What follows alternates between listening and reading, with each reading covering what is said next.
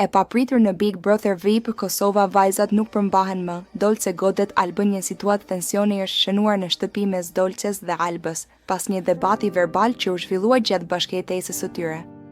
Përplasja nisi pas një komenti të Albës, i cili u interpretua si provokues nga Dolce, duke sjellë reagime të menjëhershme mes dy banorëve.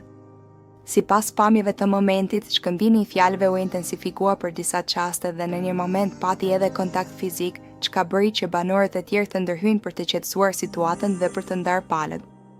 Ndërhyrja e tyre ndihmoi që situata të mos përshkallëzohej më tej. Pjesë nga debati: Dolce, me ujë mos lag, pse më lag? Mos më lag pellushin. Alba, dua ta lag. Dolce, ti jashtë ke për të kërkuar falje. Ti, po.